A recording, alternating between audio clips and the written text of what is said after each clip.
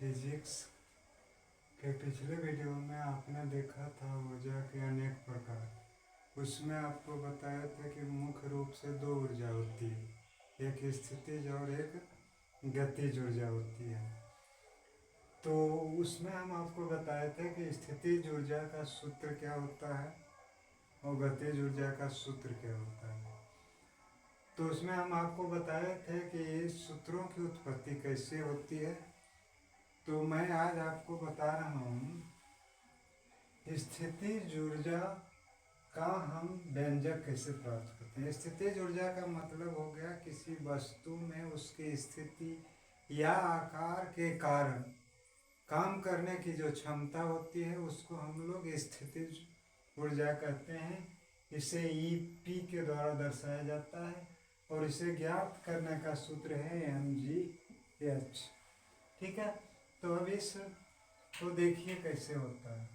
मान लीजिए कोई वस्तु है या पिंड है, ऑब्जेक्ट है, वह पृथ्वी की सतह पर, ठीक है, वो जितना हल्का हो भारी हो उससे मतलब नहीं। जब वह पिंड है तब कुछ ना कुछ उसका द्रव्यमान होगा,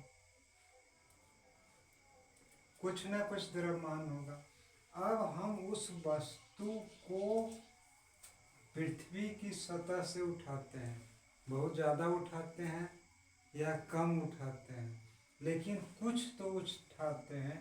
तो मान लीजिए कि उस वस्तु को हम h ऊंचाई तक उठाते हैं। जब कोई वस्तु को हम पृथ्वी से ऊपर उठाते हैं या पृथ्वी पर लाते हैं ऊपर से नीचे, तो याद रखिएगा गुरुत्वीय त्वरण, जिसको हम जी से सूचित करते हैं, गुरुत्वीय त्वरण उस पर कार्य करता है।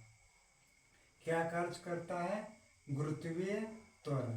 अब हमें यह समझना है कि इस पिंड को h ऊंचाई तक, जिसका द्रव्यमान m है, उसको हम h ऊंचाई तक उठाते हैं, तो उस पर हमें कितना कार्य करना होगा।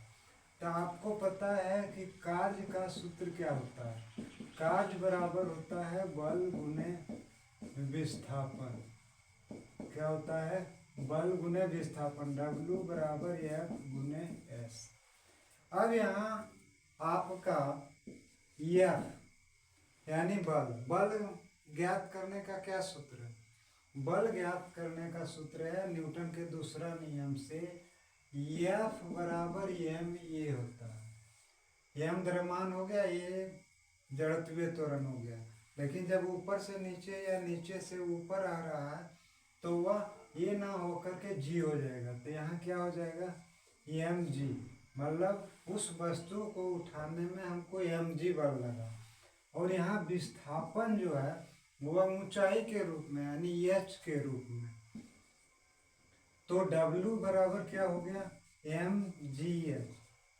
हम पिछले वीडियो में भी बता चुके हैं कार्य ऊर्जा का ही एक रूप है, इसलिए इस पर जो कार्य किया गया वह ऊर्जा किस रूप में परिवर्तित हुई? स्थितिज ऊर्जा में। इसलिए EP बराबर mgh।